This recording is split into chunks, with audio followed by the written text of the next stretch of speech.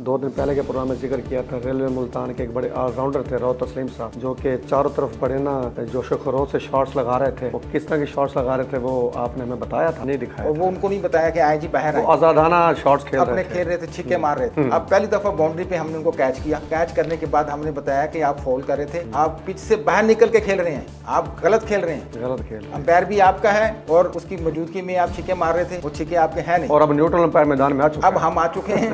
अब उन्होंने हमारे रिपोर्टर को जनाब राब्ता करने की कोशिश, कल दिन कई बार कालें की, ठीक है ना, उस लेडी रिपोर्टर को हरासा करने की कोशिश कर रहे हैं। उनको कह रहे हैं कि जी मैं सफाइयाँ दे रहे हैं, दिन भर सफाइयाँ दे रहे हैं। देखें मैम मैं तो ऐसा हूँ नहीं, मैम देखें मैं तो नमाज पढ़ता हूँ, मैम ये देख लें। जरूरत इस अमर की है कि फौरी तौर पर जाकर तवीज़ धागा भी सीख लें। अब उनको परेशानी ये लाक हुई कि जब चट्टा बट्टा खो रहा है डीएस रेलवे का, तो उसके साथ मेरा उनके साथ मरासम है। ये मैंने मिलकर PRO अच्छा तस्लीम साहब जो हैं PRO उनके रहे, ये PRO साहब हैं और इन्होंने अपनी खूब माल कमाया है और खूब खादर तवाज़ा, हर काम में ये शोहरत रखते हैं। बिस्मिल्लाहिर्रहमानिर्रहीम। अस्सलाम वालेकुम नाज़रीन, मैं हूँ शिराज वैसी और आप देख रहे हैं N News HD और N पॉडकास्ट पे आज का प्रोग्राम टॉप स्टोरी, जिसमें हम जिक्र करते हैं नेशनल इश्यूज़ का, ख़बरों का, और जो हमारे मकामी मसाइल हैं उनके पीछे क्या वजूहात हैं, क्या उसके पीछे जनाब को पर्दापोशी है, उसको हम बेनकाब करते हैं। और हमेशा की तरह आज भी मेरे साथ मौजूद हैं सीनियर साफ़ी सैयद इजदानी गिलानी साहब,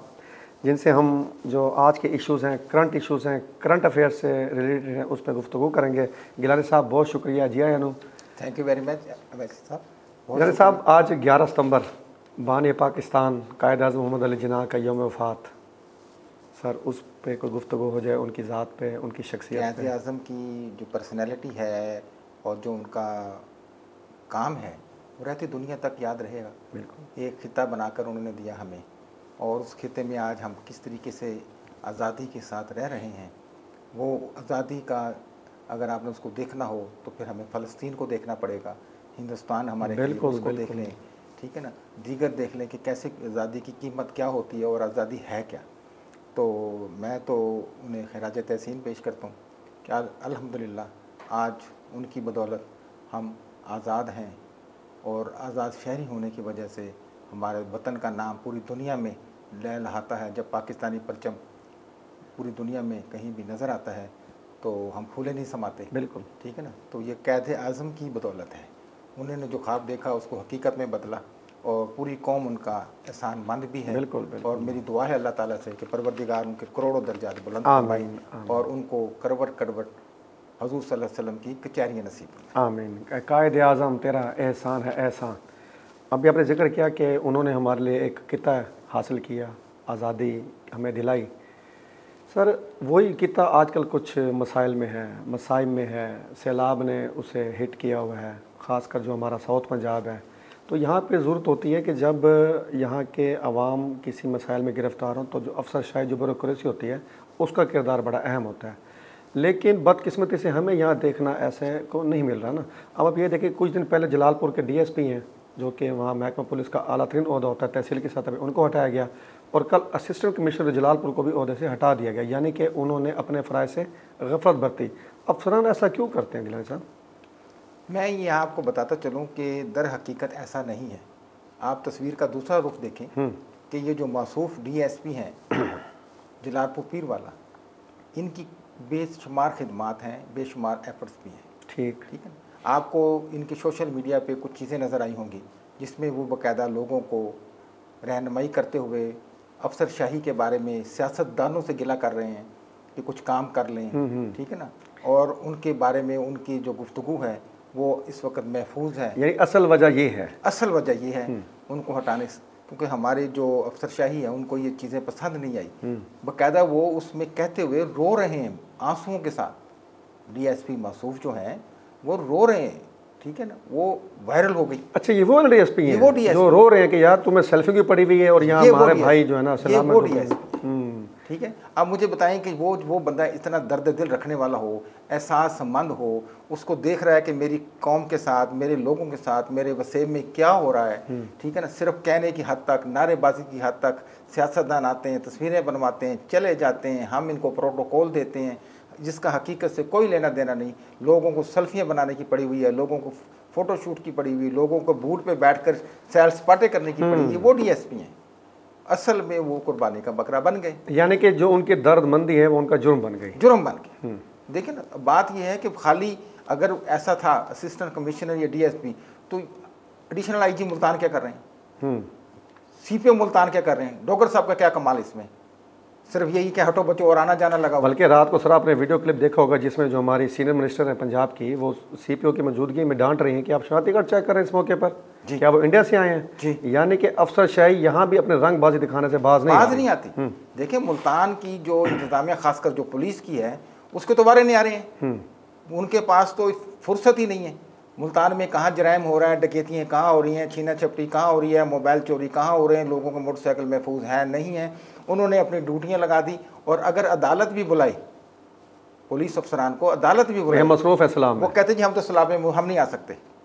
जज को ये कल कई ऐसे मैंने केस देखे जिस पे अदालत ने उनको बुलाया कि आप पेश हों, वो पेश होने से उन्होंने माजरत की, जी एसएचओ ने कहा जी मैं नहीं आ सकता, तफ्तीशी कह रहे मैं नहीं आ सकता, पर उन्होंने पेशी दे दी मजबूर। क्या कर सकती जज, जज के पास को क्लाशनकोफ तो नहीं कि जाके उसको मार दे, उसने तो पुलिस से मदरामत कराना है और वो पुलिस ही उसके अहकामात की वो रोगर्दानी कर रही है, उसने हकाइक पूछने थे।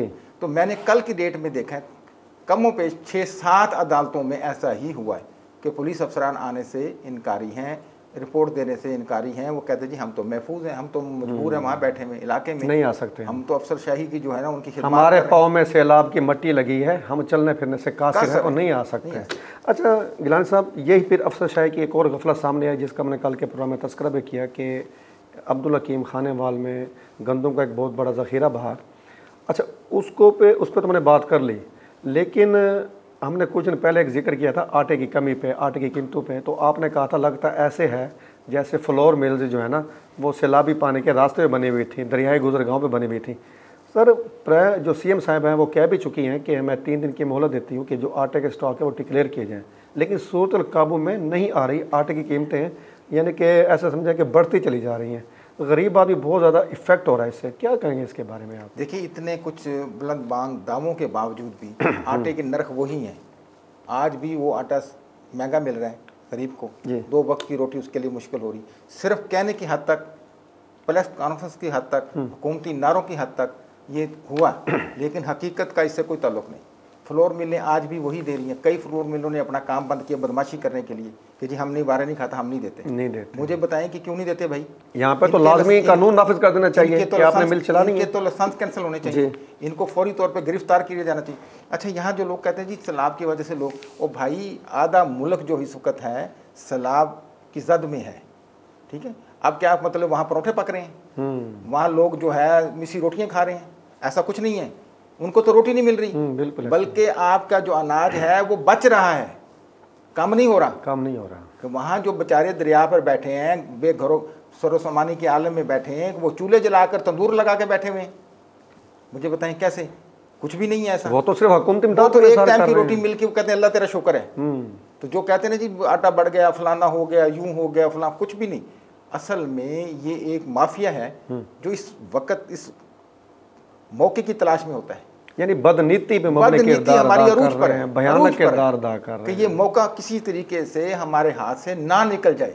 इसको कैश कैसे करना है? अच्छा ये जो फ्रोल मिलने हैं, ये जो सामान, ये मेरे आपकी हैं, ये बड़े बड़े लोगों की हैं, बाअसर लोगों की हैं, बाअसर लोगों को हाथ कौन डालेगा? जिनको अपना चौकीदार बनाया उन्हीं की है ना सर, कौन डालेगा? सीपीओ की जरूरत है, आरपीओ की जरूरत है, डीसी की जरूरत है, कमिश्नर साहब की जरूरत है। आए मैं बताता हूँ किस किस जगह पे कितना आटा पड़ा हो, कितनी जगह पे कितनी गंदम पड़ी है, मुझसे रब्ता कर लें, हम बता देंगे इन्हें कि फलां बंदे ने इतनी गंदम स्टॉक की है, फलां बंदे ने फलां जगह इतनी गंदम है, दुनियापुर में इतनी है, ज़ख़ीरा में इतनी पड़ी है, टिब्बा सुल्तान में इतनी पड़ी है, दुनियापुर में इतनी पड़ी है, हम बता देते हैं। यानी कि जो हम बता सकते हैं वो अफसरशाही की आंखों में नकाब चढ़ा, वो नहीं देख पा रहे, क्योंकि उनके आंखों पे वो काले चश्मे लगे हुए, चश्मे उतरने का नाम ही नहीं ले रहे। चश्मे उतरेंगे तो उनको नजर आएगा कि मुल्तान में इतनी गंदम पड़ी हुई है, ज़ख़ीरा अंदोज़ी की हुई लोगों ने, फ्लोर मिलों ने रखी हुई है, उनके स्टॉक पड़े हुए हैं।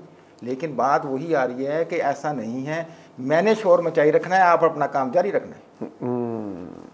अच्छा गिलानी साहब, भयानक किरदार अगर सरगर्म है तो अच्छे लोग भी होते, ये तो एक मुआशरती एक सिलसिला के तवाज़ुन इसलिए मुआशरे कायम है। लेकिन अगर भयानक किरदारों की बात चली है तो हमने 2 दिन पहले के प्रोग्राम में जिक्र किया था, रेलवे मुल्तान के एक बड़े ऑलराउंडर थे रौ तस्लीम साहब, जो कि चारों तरफ बड़े ना जोश खरोश से शॉट्स लगा रहे थे। वो किस तरह के शॉट्स लगा रहे थे वो आपने हमें बताया था। तो उन्हीं ऑलराउंडर कारकर्दगी में जब हमने बात की थी तो वो किसी तरह ऑलराउंडर कारकर्दगी उन तक पहुंची है। तो कल हमारे रिपोर्टर्स को साथ में कॉल्स करते रहे, यहाँ तक कि हमारे रिपोर्टर्स को ये कहना पड़ा राव साहब बस करें, कान पक गए मेरे, ड्रॉप्स डालो क्या। तो सर क्यों कॉल्स कर रहे हैं, वो तो कहते हैं मैंने कुछ नहीं किया, फिर कॉल्स करने का मकसद। वैसे सब बात ये है कि ये जो माफिया है ना, ये आपको पता है कि जब इनकी दुखती रग पर आप हाथ रखते हैं तो फिर इनकी नींदें हराम होती हैं। हराम यानी अब आजकल वो नींदें हराम हुई, ज़ेरे ताब है आजकल, वो ज़ेरे ताब ये हैं कि तमाम मामला जो आज तक थे किसी ने वो गिरफ्त में नहीं आए, सही है। किसी ने उनके खिलाफ खबर शाया नहीं की, किसी ने उनके कारनामे और उनका चेहरा बदनमा चेहरा नहीं दिखाया, किसी ने उनको पसे पर्दा जो आईना में रह रहे थे नहीं दिखाया, और वो उनको नहीं बताया कि आए जी बाहर आए, आजादाना शॉट्स खेल रहे थे, छिक्के मार रहे थे। अब पहली दफ़ा बाउंड्री पे हमने उनको कैच किया, कैच करने के बाद हमने बताया कि आप फॉल कर रहे थे, आप पिच से बाहर निकल के खेल रहे हैं, आप गलत खेल रहे हैं, गलत खेल, अंपायर भी आपका है और उसकी मौजूदगी में आप छिक्के मार रहे थे, वो छिक्के आपके हैं नहीं, और अब न्यूट्रल अंपायर मैदान में आ चुके अब हम आ चुके हैं। यानी अंपायर ने उंगली उठा दी, एक हमारे लीडर कहते थे ना कि अंपायर उंगली उठा देगा, तो हमने वो उंगली भी उठा दी और उनकी पाँव भी पकड़ लिए जो वो शॉट मारने वाले काबू कर ले गए। हाँ जी, तो इसलिए वो परेशान हो गए।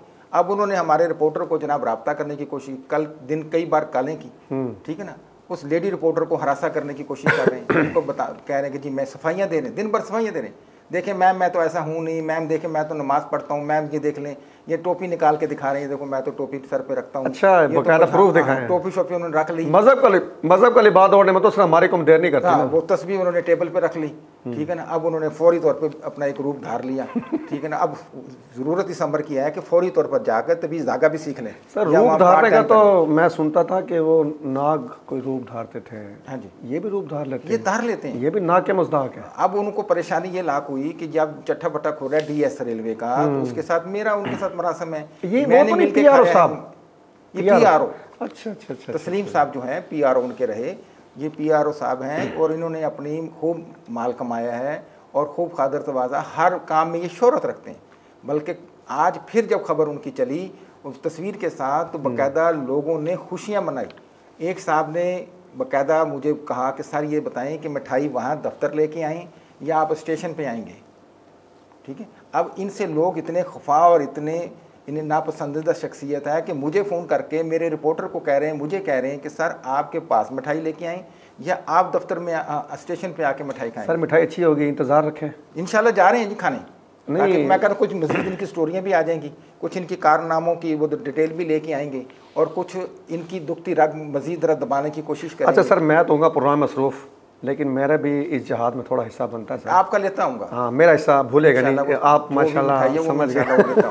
अच्छा सर एक और भयानक किरदार में बात करते हैं, दांत इंसानी जिस्म का बड़ा अहम हिस्सा होते हैं। तो हमने जेल ताय में बात की और भी कई किरदार में बात की।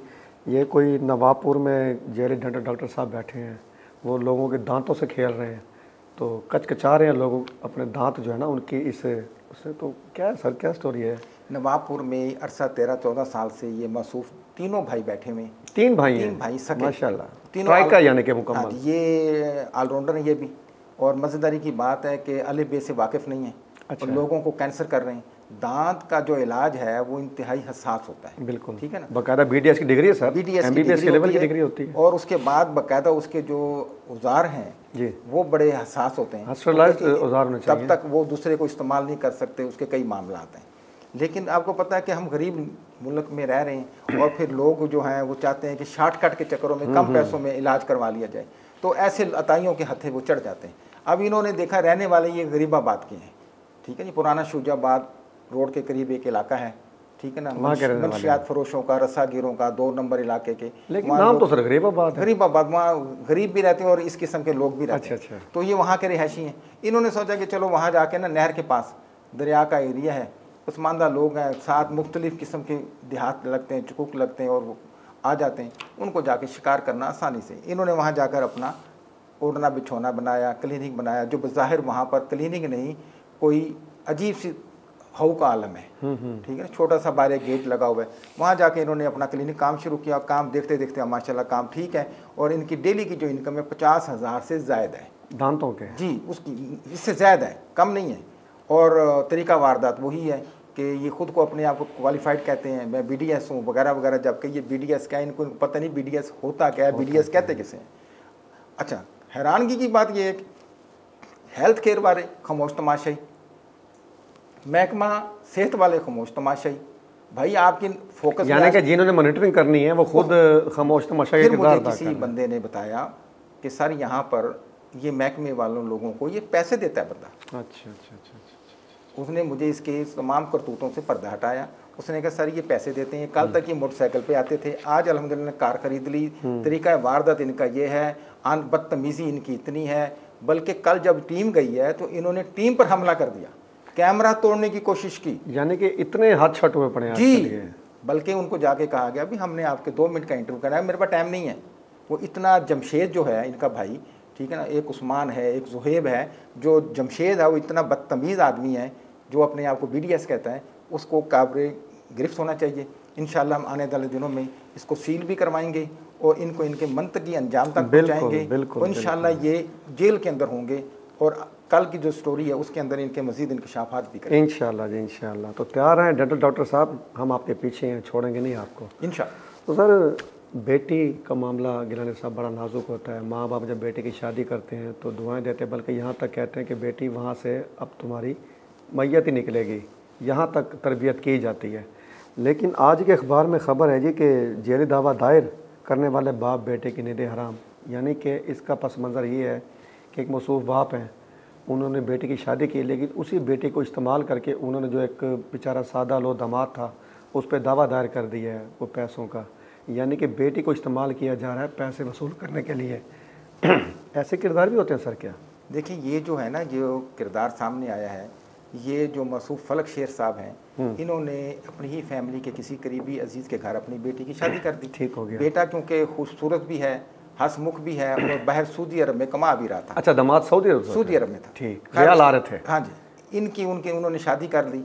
इनकी वालदा ने सारी स्टोरी हमें आकर बताई कि हमारी ना चाहते हुए भी यहाँ रिश्तेदारी हो गई, बच्चे की वालदा ठीक हो गई। उसके बाद जब शादी हो गई तो इन्होंने जनाब उसका फ़ायदा उठाया कि आया हुआ फ़ौरन शादी कर दें। शादी हो गई।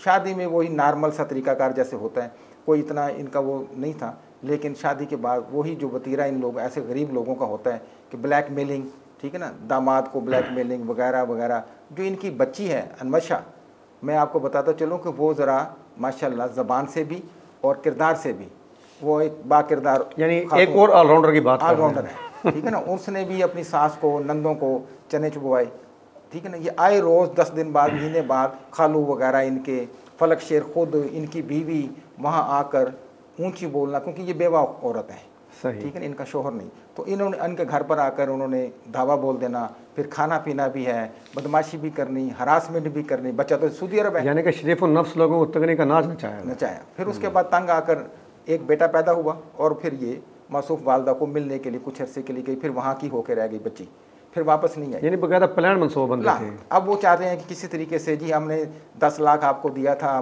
फलां, ये किराने की छोटी सी दुकान है सिटी स्टेशन के पास, फलक शेर की, ठीक है ना, ये वहाँ पर ये रहते हैं। और मुझे बताएं कि जो खुद एक छोटा सा कारोबार हो, जिसकी इनकम ज़्यादा से ज़्यादा दिन में 1000-1200 हो, वो किसी को क्या देगा?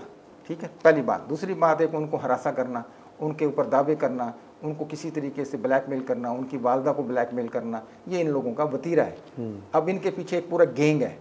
अब इंशाल्लाह आने वाले दिनों में उसको भी बताएंगे कि ये किस तरीके से लोगों को लूट मार कर रहे हैं और इनकी जो जड़ें हैं वो कहाँ जा रही हैं। इनके पीछे बेसिकली, यानी इसके पीछे भी पूरा गैंग है, पूरी कहानी है। ठीक है नाज़रीन, गिरज़ानी साहब बहुत शुक्रिया कि आपने जो आज की हमारी करंट इशूज़ थी, हमने जो अखबार है हमारे इदारे का मुल्तान अपडेट, उसमें जो ख़बरें थी उस पर आपने गुफ्तगू की, हमें पस मंज़र से आगाह किया।